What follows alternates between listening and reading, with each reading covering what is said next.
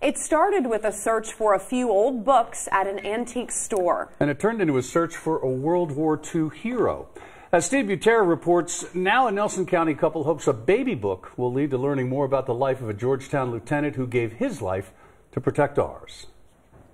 On this Memorial Day, you see the sprinkling of stars and stripes at the Georgetown Cemetery. They really were the greatest generation.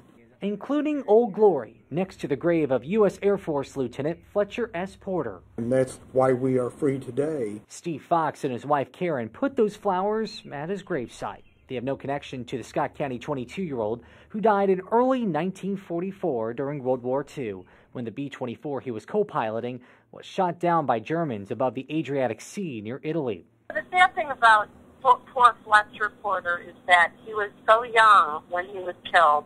He wasn't married. The only connection this Nelson County couple has Fletcher, he made that, is through the pages of his baby book that this couple found almost 2 years ago in a Georgetown antique shop. And I thought to myself, now who would leave how did it end up here? A Valentine, a Mother's Day card, even a lock of Lieutenant Porter's baby hair is woven into this hardbound diary. I bought it for $1.50. And since then, the couple has been on a mission to learn more about the airmen who served in the 449th Bomb Group.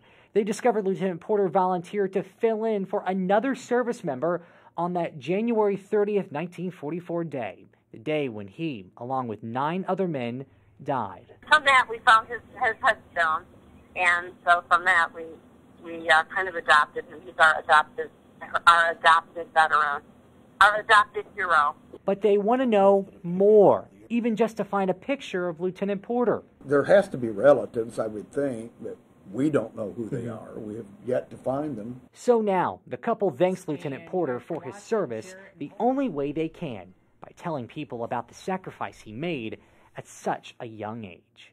Covering the news in Scott County. The very least we can do. Steve Butera, LEX18 News. We should also mention the bodies of 7 of the 9 servicemen killed, along with the plane, were never recovered. We also spoke to the only living survivor of that plane attack who recalls what happened that day in 1944. And you'll find that on our website, lex18.com.